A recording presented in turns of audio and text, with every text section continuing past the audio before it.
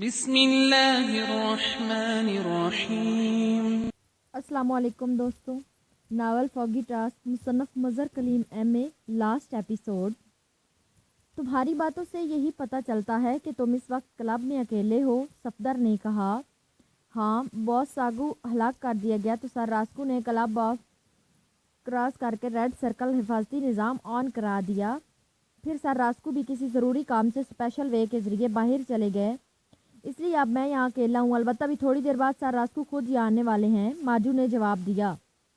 لیکن ہم نے تو سنا کہ فوگی ٹاسک کے ہیڈ کوارٹری راستے اسی کلب سے جاتا ہے، پھر تم یہاں اکیلے کیسے رہ سکتے ہو؟ صفدر نے کہا۔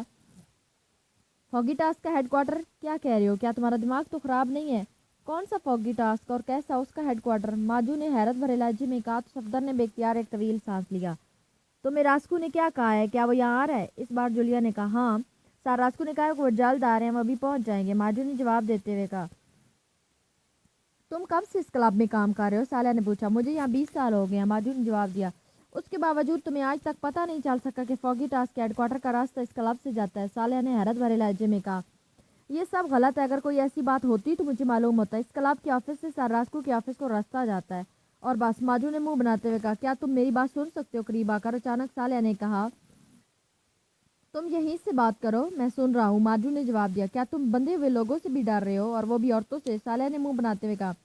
سوری، میں تمہارے قریب نہیں آ سکتا، اور یہ بھی سن لو کہ اگر تم نے کوئی حرکت کی تو میں ایک لمحے میں فائر کھول دوں گا، اچانک ماجو نے کہا۔ اور پھر اس سے پہلے کہ مزید کوئی بات ہوتی، اچانک دور سے سائرن بجنے کی تیز آواز سنائی دی۔ اوہ، سر راسکو آ گیا، ماجو نے اچھلتے ہوئے کہا، اور پھر تیزی سے دروازہ کھول کر باہر نکل گیا۔ اسی لمحے سالیہ نے اپنے دونوں ہاتھ فولادی حلقوں سے باہر نکال لیے۔ اوہ، یہ کیسے کر لیا تم نے؟ سب نے چونک کر پوچھا۔ میں نے عمران صاحب کی ہدایات پر اس کی خصوصی مشق کی تھی، انہوں نے میرے ہاتھوں کی ہڈیوں کی ساخت دیکھ کر مجھے بتایا تھا کہ میرے ہاتھوں کی ہڈیوں میں مڑنے کی قدرتی صلاحیت موجود ہے، مجھے خصوصی طور پر اس کی مشق کرنی چاہیے، اور میں نے مشق کر لی تھی، وہی مشق اب کام آئی ہے۔ میں ماجو کو اس لیے بلا رہی تھی تاکہ اس پر اچانک قابو پا سکوں، سالیہ نے مسکراتے ہوئے کہا، اور تیزی سے دروازے کی طرف بڑھ گئی۔ ہمارے ہاتھ کھولو، جلدی کرو، ان حلقوں کے عقبی طرف بٹن ہے، صفدر نے تیز لہجے میں کہا تو سالیہ نے دروازے کو اندر سے لاک کیا، پھر تیزی سے مڑ کر صفدر کی طرف بڑھی۔ صفدر کے آزاد ہوتے وہ دونوں جولیا اور تنویر کی طرف بڑھے۔ چند لمحوں بعد ہی وہ سب زنجیروں سے آزاد ہو چکے تھے۔ ہمارے پاس اسلحہ موجود نہیں ہے، میں نے چیک کر لیا ہے، شاید ہماری تلاشی لی گئی اور سب کچھ نکال لیا گیا ہے، صفدر نے جیبوں کو ٹٹولتے ہوئے کہا، اور سب نے اس بات میں سر ہلا دیے۔ کوئی بات نہیں، آنے والے 2-3 ہی ہوں گے اور ہم انہیں آسانی سے سنبھال سکتے ہیں، تنویر نے کہا۔ تو پھر دروازے کی سائیڈوں میں ہو جاؤ، میں لاک کھولتا ہوں، ورنہ وہ سمجھیں گے کہ ہم نے زنجیروں سے آزادی حاصل کر لی ہے، صفدر نے کہا تو سب نے اس بات میں سر ہلا دیے۔ پھر صفدر اور جولیا دروازے کی ایک سائیڈ، سالیہ اور تنویر دوسری سائیڈ پر دیوار سے پشت لگا کر کھڑے ہو گئے، جبکہ صفدر نے لاک کھول دیا۔ چند لمحوں بعد انہیں دروازے کی دوسری طرف سے قدموں کی تیز آوازیں آتی سنائی دی تو ان کے اعصاب بے اختیار تن سے گئے۔ کیپٹن شکیل مٹاشو کے آفس میں کرسی پر بیٹھا ہوا تھا، اسے معلوم تھا کہ باہر دربان موجود ہے، اور چونکہ اسے معلوم ہے کہ اندر ملاقات ہو رہی ہے، اس لیے وہ کسی فالتو آدمی کو اندر آنے کی اجازت نہ دے گا۔ زیادہ سے زیادہ فون آئے گا تو وہ بتا دے گا کہ مٹاشو مصروف ہے، جبکہ عمران بے ہوش مٹاشو کو اٹھا کر عقبی کمرے میں لے گیا تھا، اور کیپٹن شکیل جانتا تھا کہ عمران اس سے تفصیلی پوچھ گچھ کرے گا، اور ظاہر ہے اس میں کافی وقت لگے گا۔ کیپٹن شکیل کرسی پر بیٹھا یہ سب کچھ سوچ رہا تھا کہ اچانک بیرونی دروازہ کھلا اور ایک باچانی اندر داخل ہوا۔ وہ عام باچانیوں سے زیادہ لمبے قد اور انتہائی ٹھوس جسم کا مالک تھا، لیکن اسے دیکھتی کیپٹن شکیل سمجھ گیا کہ یہ میک اپ میں ہے۔ وہ میک اپ انتہائی شاندار اور بے داغ تھا، لیکن اس آدمی سے وہی غلطی ہوئی تھی جو عام طور پر انتہائی ماہر ترین میک اپ کرنے والوں سے ہو جاتی ہے کہ کانوں کے نچلے حصے کا رنگ چہرے کی جلد سے قدرے مختلف رہ جاتا ہے۔ تم کون ہو، اور یہ مٹاشو کہاں ہے؟ آنے والے نے انتہائی حیرت بھرے لہجے میں کہا۔ وہ میرے ساتھی کے ساتھ عقبی کمرے میں ضروری بات چیت میں مصروف ہے، کیپٹن شکیل نے اسی طرح بیٹھے بیٹھے انتہائی مطمئن لہجے میں کہا۔ تو دوسرے لمحے باچانی نے یکلک جیب سے ہاتھ نکالا، اس کے ہاتھ میں مشین پسٹل موجود تھا۔ سنو، تم جو کوئی بھی ہو، بہرحال عمران نہیں ہو، اس لیے حرکت نہ کرنا ورنہ گولی سیدھی دل پر پڑے گی، اٹھ کر کھڑے ہو جاؤ اور دیوار کی طرف منہ کر لو، چلو۔ آنے والے کا لہجہ انتہائی سرد ہو گیا تھا۔ کیا مطلب؟ تم جانتے ہو کہ ہمارے کیپٹن شکیل نے اٹھتے ہوئے حیرت بھرے لہجے میں بولنا شروع ہی کیا تھا کہ اچانک گولیوں کی بچھاڑ مشین پسٹل سے نکلی، اور کیپٹن شکیل کے دائیں گال کے اتنے قریب سے ہو کر گولیاں گزری تھی کہ کیپٹن شکیل کو ان کی تپش کا احساس تو ہوا تھا، لیکن اسے خراش تک نہ آئی تھی، اور کیپٹن شکیل بولتے بولتے خاموش ہو گیا، اس کی آنکھوں میں تیز چمک ابھر آئی تھی۔ گڈ شو، تم تو واقعی بہت اچھے نشانہ باز ہو، ویری گڈ، کیپٹن شکیل نے مسکراتے ہوئے کہا۔ تمہارا اطمینان اور جواب بتا رہا کہ تمہارا تعلق پاکیزیہ سیکرٹ سروس سے ہے اور تم عمران کے ساتھ تھی ہو۔ اس کا مطلب ہے کہ عمران یہاں مٹاشو تک پہنچ گیا ہے۔ آنے والے نے ہونٹ بھیجتے ہوئے کہا، لیکن ظاہر ہے مشین پسٹل کا رخ کیپٹن شکیل کی طرف تھا۔ تم اگر اپنا نام بتا دو تو مجھے خوشی ہوگی، کیونکہ تم جیسے نشانہ باز واقعی دنیا میں بہت کام ہے۔ کیپٹن شکیل نے اسی طرح اطمینان بھرے لہجے میں کہا، میرا نام باٹوش ہے۔ آنے والے نے غور سے کیپٹن شکیل کی آنکھوں کو دیکھتے ہوئے کہا، نہیں، تم باٹوش نہیں ہو سکتے، کیونکہ باٹوش اس قدر اناڑی نہیں ہو سکتا کہ اچھی طرح میک اپ ہی نہ کر سکے۔ تمہارے دونوں کانوں کے لوگوں کا رنگ تمہارے چہرے سے یکسر مختلف ہے، کیپٹن شکیل نے منہ بناتے ہوئے کہا۔ تو باٹوش بے اختیار چونک پڑا، لیکن دوسرے لمحے اس نے یکلا غوطہ لگایا، مگر اس کے باوجود اس کے ہاتھ میں موجود مشین پسٹل اڑتا ہوا کمرے کے ایک کونے میں جا گرا تھا۔ باٹوش نے واقعی کیپٹن شکیل کے بازو اچانک حرکت میں آنے کو نوٹ کر لیا تھا، اس لیے اس نے اس سے بچنے کے لیے غوطہ لگایا تھا، لیکن کیپٹن شکیل کا دوسرا بازو پہلے بازو سے بھی زیادہ تیز رفتاری سے حرکت میں آیا تھا، اور یہی وجہ تھی کہ باٹوش کے ہاتھ میں موجود مشین پسٹل اڑتا چلا گیا تھا، ورنہ شاید وہ کیپٹن شکیل پر فائر کھول دیتا۔ باٹوش غوطہ لگا کر تیزی سے پلٹا، لیکن کیپٹن شکیل اس پر حملہ کرنے کی بجائے اطمینان بھرے انداز میں اپنی جگہ کھڑا ہوا تھا۔ تو تم باٹوش ہو، بہت خوب، تمہارا نشانہ واقعی اس انداز کا ہونا چاہیے، کیپٹن شکیل نے مسکراتے ہوئے کہا۔ تم عمران کے ساتھی ہو؟ باٹوش نے ہونٹ چباتے ہوئے کہا۔ ہاں، اب بتانے میں کوئی حرج نہیں ہے، میرا نام کیپٹن شکیل ہے اور عمران صاحب اخوی کمرے میں مٹاشوں سے مذاکرات کرنے میں مصروف ہے، لیکن تم تو فوگی شوٹنگ کلب میں چھپے ہوئے تھے، تم یہاں کیوں اور کیسے آ گئے؟ کیپٹن شکیل نے کہا، پھر تو تمہاری فوری موت ضروری ہو گئی ہے، ورنہ عمران مٹاشوں سے سب کچھ اگلوا لے گا، باٹوش نے کہا، اور اس کے ساتھ اس اخلاق کیپٹن شکیل پر حملہ کر دیا، لیکن کیپٹن شکیل اسی طرح اپنی جگہ کھڑا رہا، اس نے نہ ہی سائڈ پر غوطہ لگایا اور نہ ہی اس نے کوئی حرکت کی، اور اس کا نتیجہ باٹوش کے اپنے حق میں خاصا ناخوشگوار نکلا، کیونکہ وہ ہوا میں اڑتا ہوا بائیں طرف کرسی سے جا ٹکرایا اور پھر پلٹ کر اٹھنے ہی لگا تھا کہ کیپٹن شکیل کے دونوں ہاتھ حرکت میں آ گئے۔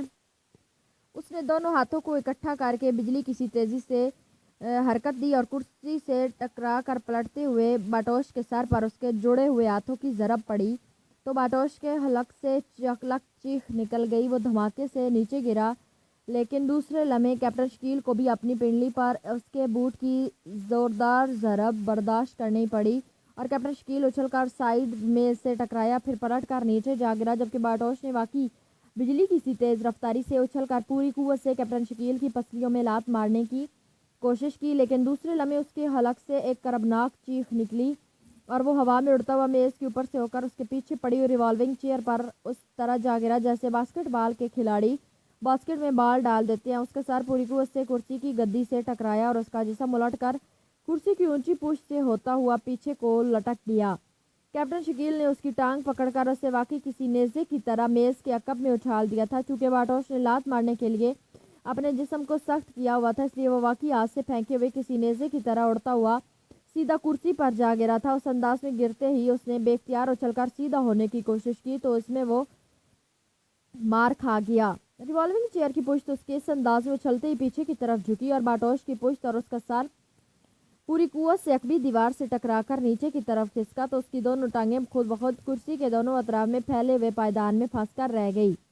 اس نے اپنے آپ کو آزاد کرانے کے لیے اپنے جسم کو سائڈ پر جھٹکا دیا تو کرسی کی پشت گھوم کر اس کے سر سے پوری قوت سے ٹکرائی اور باٹوش کے حلق سے بے اختیار چیخ نکل گئی۔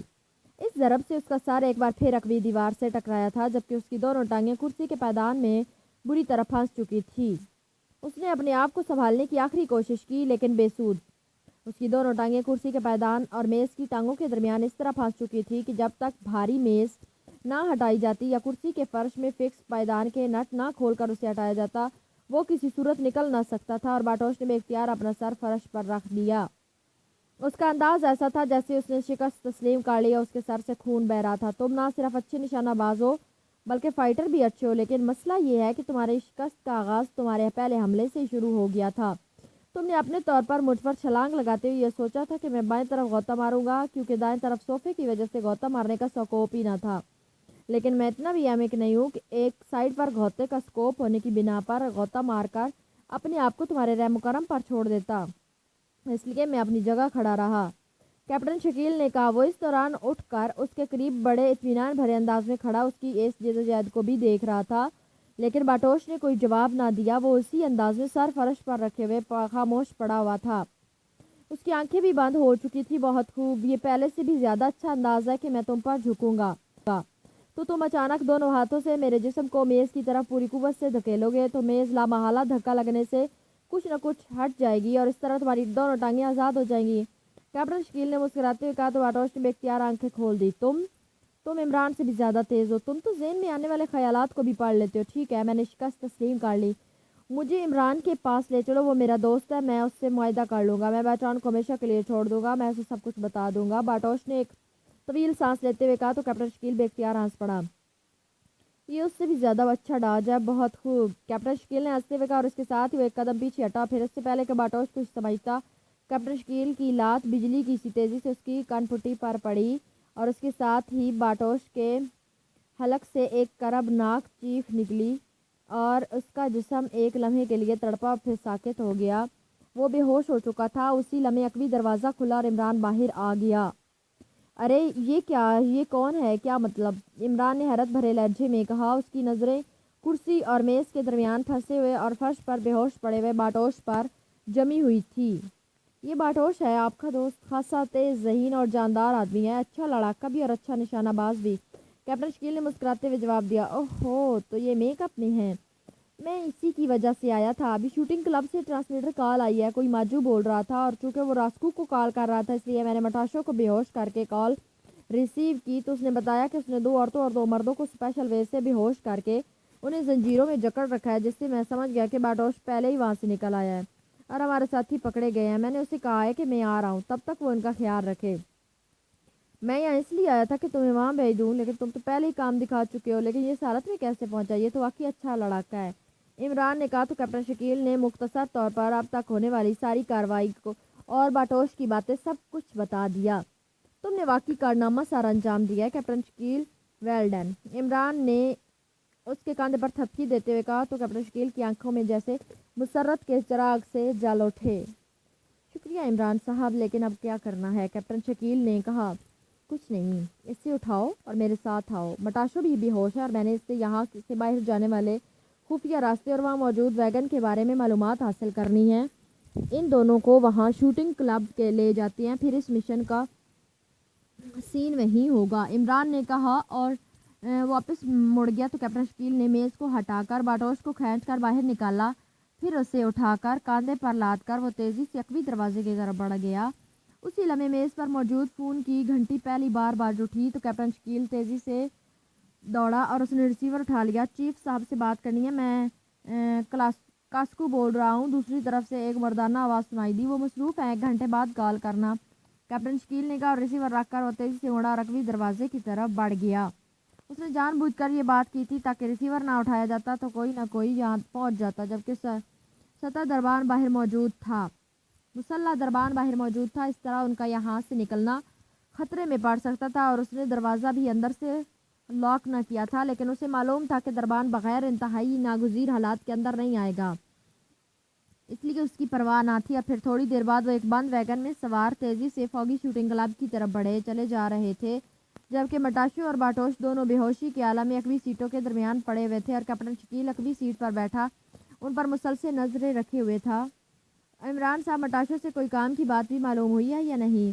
کیپٹن شکیل نے ڈرائیونگ سیٹ پر بیٹھتے ہوئے عمران سے مخاطب ہو کر کہا۔ سب کچھ معلوم ہو گیا، مٹاشو فوگی ٹاسک کا چیئرمین ہے اور چونکہ وہ فیلڈ کا آدمی نہیں ہے اس لیے اس سے معلومات آسانی سے حاصل ہو گئی ہیں، اور سب سے زیادہ اہم بات یہ معلوم ہوئی ہے کہ ہمیں ملنے والی یہ اطلاع غلط تھی کہ فوگی ٹاسک کا ہیڈ کوارٹر کنگ ہوٹل کے نیچے تہہ خانوں میں ہے، جس کا راستہ فوگی شوٹنگ کلب سے جاتا ہے، جبکہ فوگی ٹاسک کا ہیڈ کوارٹر اس مٹاشو والے کلب کے نیچے ہے۔ اس عقبی کمرے کے ایک خفیہ سیف سے اس کی فائلیں بھی مل گئی ہیں، جن میں فوگی ٹاسک کے لیے کام کرنے والے تمام افراد کے پتے، ان کے اڈے، اسلحے کے ذخیرے، منصوبہ بندی، سب کچھ تفصیل سے معلوم ہو گیا۔ عمران نے جواب دیتے ہوئے کہا۔ اوہ، پھر تو ان سب جگہوں پر چھاپے مارنے پڑیں گے، کیپٹن شکیل نے کہا۔ یہ کام باچانی فوج کرے گی، عمران نے جواب دیا اور کیپٹن شکیل نے اس بات میں سر ہلا دیا۔ قدموں کی آواز دروازے کے قریب آ کر رک گئی، چونکہ دروازہ بند تھا اس لیے دوسری طرف سے آنے والی آوازیں انتہائی ہلکی سنائی دے رہی تھی اور صفدر، تنویر، جولیا اور ثالیہ چاروں کے تنے ہوئے اعصاب مزید تن سے گئے۔ دوسرے لمحے دروازے کے پٹ کھلے اور سب اندر آنے والوں پر جھپٹنے کے لیے تیار ہو گئے۔ چلو، صفدر اور ثالیہ تو بے شک اکٹھے بندھے ہوئے ہیں، لیکن تنویر اور جولیا کو تم علیحدہ علیحدہ بندھا ہوا ہونا چاہیے۔ دوسرے لمحے دروازے کی دوسری طرف سے عمران کی مخصوص شگفتہ آواز سنائی دی تھی۔ سب بے اختیار اچھل کر دروازے کے سامنے آ گئے۔ دروازے پر عمران اور کیپٹن شکیل کھڑے مسکرا رہے تھے، گو وہ دونوں ایکریمین میک اپ میں تھے، لیکن ظاہر ہے وہ اکٹھے ہی اپنی رہائش گاہ سے روانہ ہوئے تھے، اس لیے وہ ایک دوسرے کے اس میک اپ کو پہچانتے تھے۔ ارے واہ، میں خواہ خدشے میں مبتلا تھا، یہ تو اچھی تقسیم ہے کہ صفدر اور جوریا ایک طرف اور تنویر اور صالحہ دوسری طرف تھے۔ عمران نے مسکرا کر اندر داخل ہوتے ہوئے کہا، تم کہاں سے ٹپک پڑے ہو؟ تو ہمیں تو بتایا گیا تھا کہ واٹوش آ رہا ہے اور وہ کہاں ہے ماجو؟ جولیا نے مسکراتے ہوئے کہا، شاید عمران کی بات نے اس کے تنے ہوئے اعصاب پر اچھا اثر ڈالا تھا۔ باٹوش اور مٹاشو تو ہمارے ساتھ ہی آئے ہیں، مگر اس ماجو غریب کی گردن تو واقعی ماچس کی تیلی کی طرح پتلی سی تھی۔ کیپٹن شکیل نے ایک لمحے میں توڑ دی۔ ارے کیا مطلب؟ یہ ایک زنجیر کے حلقے تو کھلے ہی نہیں۔ کیا مطلب؟ عمران نے بات کرتے کرتے چونک کر کہا، اس کی نظریں دیوار کے ساتھ لٹکی ہوئی ان دونوں زنجیروں پر جمی ہوئی تھی جن میں صالحہ کو جکڑا گیا تھا۔ وہ واقعی اسی طرح باندھ تھی جبکہ باقی سارے حلقے کھلے ہوئے تھے۔ یہ صالحہ کا کام ہے، اس نے ہاتھ موڑ کر انہیں حلقوں سے نکال لیا تھا، ورنہ ان حلقوں کے بٹن عقب میں ایسی جگہوں پر تھے کہ شاید ہی ہم میں سے کوئی کھول سکتا۔ صفدر نے جواب دیا، مطلب ہے ہاتھ کی صفائی دکھائی ہے، سوچ لو۔ عمران نے مسکراتے ہوئے کہا تو صفدر بے اختیار مسکرا دیا۔ عمران صاحب، میرا خیال ہے اس سارے اڈے کی تفصیلی تلاشی لی جائے۔ ساتھ کھڑے ہوئے کیپٹن شکیل نے کہا، ہاں لیکن وہ مٹاشو اور باٹوش کا ہے، انہیں اٹھا کر لے آؤ یہاں اور ان کڑوں میں جکڑ دو تاکہ باٹوش سے تو سلام دعا ہو سکے۔ تنویر، تم کیپٹن شکیل کے ساتھ جاؤ اور صفدر تم صالحہ اور جولیا کے ساتھ مل کر یہاں کی تفصیلی تلاشی لو، خاص طور پر نیچے باٹوش کے آفس کی۔ عمران نے کہا، لیکن عمران صاحب یہاں تو حفاظتی انتظامات ہوں گے، پہلے انہیں تو آف کر دیا جائے۔ صفدر نے کہا، یہ انتظامات باہر سے اندر آنے والوں کے لیے تھے اور تمہاری گرفتاری کے لیے، چونکہ اندر سے باہر ماجوگ آیا تھا اس لیے ظاہر ہے یہ تمام انتظامات اس نے پہلے آف کیے ہوئے ہوں گے، اس لیے اب یہاں ایسے کوئی انتظامات نہیں ہیں۔ عمران نے کہا، سب سارے لاتے ہوئے بیرونی دروازے کی طرف مڑ گیا۔ تھوڑی دیر بعد کیپٹن شکیل اور تنویر واپس آئے، ان دونوں کی کاندھوں پر مٹاشو اور باٹوش لدے ہوئے تھے۔ پھر عمران نے مل کر ان دونوں کو علیحدہ علیحدہ نہ صرف زنجیروں میں جکڑ دیا بلکہ ان کے حلقوں میں موجود بٹن بھی جام کر دیے تاکہ باٹوش انہیں کھول نہ سکے۔ مجھے ایک کرسی لا دو ورنہ میرا فرش پر گرنے کا ریکارڈ خراب ہو جائے گا۔ عمران نے کہا، گرنے کا ریکارڈ کیسے خراب ہو جائے گا؟ کیپٹن شکیل نے مسکراتے ہوئے کہا، اس ریکارڈ میں کسی فلمی ہیرو کی طرح گرا تھا، پہلے میرے دونوں گھٹنے فرش پر لگے تھے، پھر میں فرش پر جا لگا تھا، جبکہ اب مجھے نظر آ رہا ہے کہ میں کھڑے کھڑے دڑام سے نیچے گر جاؤں گا، اس طرح ریکارڈ تو بہرحال خراب ہو ہی جائے گا۔ عمران نے مسکراتے ہوئے جواب دیا تو کیپٹن شکیل مسکراتا ہوا واپس مڑ گیا۔ تنویر، تم اکبی طرف اسپیشل وے میں جا کر رکو، یہ بہرحال ہمیں اہم اڈا ہے، ہو سکتا ہے کہ کوئی اچانک ہمارے سروں پر پہنچ جائے۔ عمران نے تنویر سے کہا اور تنویر سارے لاتا ہوا واپس موڑ گیا۔ چند لمحوں بعد کیپٹن شکیل 2 کرسیاں اٹھائے اندر داخل ہوا۔ ارے میں ابھی اتنا نہیں پھیلا کہ وہ 2 کرسیوں پر بیٹھوں۔ عمران نے مسکراتے ہوئے کہا، یہ دوسری میں اس لیے لایا ہوں کہ شاید آپ اپنے دوست باٹوش سے معاہدہ کر لیں، اور ظاہر ہے معاہدہ کرنے کے لیے اسے آپ کے برابر بیٹھنے کی خواہش ہوگی۔ کیپٹن شکیل نے کرسیاں رکھتے ہوئے کہا، معاہدہ؟ کیا مطلب؟ عمران نے چونک کر حیرت بھرے لہجے میں کہا تو کیپٹن شکیل نے اسے باٹوش کے بے ہوش ہونے سے پہلے کے آفر کے بارے میں بتا دیا۔ پھر تم نے اسے کیوں نہیں رہا کرایا؟ یہ تو بڑی اچھی آفر تھی۔ عمران نے مسکراتے ہوئے کہا، مجھے معلوم تھا کہ وہ ایک بار پھر مجھے ڈائی دینا چاہتا تاکہ میں کسی نہ کسی طرح اس کی پھنسی ہوئی ٹانگیں مزید میز اور کرسی کے شکنجے سے آزاد کر دوں۔ کیپٹن شکیل نے کہا تو عمران بے اختیار ہنس پڑا۔ اب اس کی بدقسمتی کہ اس کا واسطہ کیپٹن شکیل سے پڑ گیا تھا۔ عمران نے کہا اور اس کے ساتھ ہی وہ کرسی پر بیٹھ گیا اور کیپٹن شکیل بے اختیار مسکرا دیا۔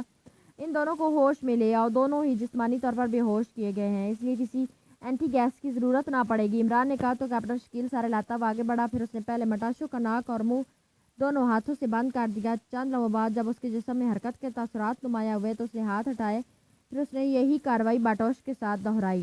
اب یہاں آ کر بیٹھ جاؤ، خالی کرسی بشگونی ہوتی ہے، عمران نے کہا تو کیپٹن شکیل بے اختیار مسکرا دیا، پھر وہ عمران کے ساتھ والی کرسی پر بیٹھ گیا۔ چند لمحوں بعد پہلے مٹاشو اور پھر باٹوش ہوش میں آئے گئے اور ان کے ڈھلکے ہوئے جسم ایک جھٹکے سے سیدھے ہو گئے، ان کے منہ سے ہلکی ہلکی کراہیں نکل رہی تھی۔ فوگی ٹاسک کے چیئرمین مٹاشو اور فوگی ٹاسک سیکرٹ سروس کے چیف جناب باٹوش صاحب کی خدمت میں علی عمران MSc اکثر سلام پیش کرتا ہے۔ عمران نے اس بار اپنے اصل لہجے میں کہا تو وہ دونوں واضح طور پر چونک کر عمران کی طرف دیکھنے لگے۔ تو تم عمران ہو؟ تم نے میرے ساتھ کیا کیا تھا؟ مجھے تو یوں محسوس ہوا تھا جیسے تمہاری آنکھیں یک لاکھ پھیلتی چلی جا رہی ہیں۔ مٹاشو نے حیرت بھرے لہجے میں کہا، یہ میناٹزم کی طرح ایک اور علم ہوتا ہے، اسے IT کہا جاتا ہے۔ میں نے بغیر تمہیں کوئی انگلی لگائے تمہارے ذہن میں موجود فوگی ٹاسک کے بارے میں تمام معلومات حاصل کر لی تھی، کیونکہ وہاں تمہارے آفس کے عقبی کمرے کا ماحول ایسا نہ تھا کہ میں وہاں تم پر تشدد کر کے تم سے پوچھ گچھ کرتا، اور دوسری بات یہ کہ مجھے بہت کچھ معلوم کرنا تھا اور کم سے کم وقت میں معلوم کرنا تھا، اس لیے مجھے مجبوراً یہ طریقہ استعمال کرنا پڑا۔ باقی کام تمہارے اس کمرے کے خفیہ سیف میں موجود فائلوں نے مکمل کرا دیا۔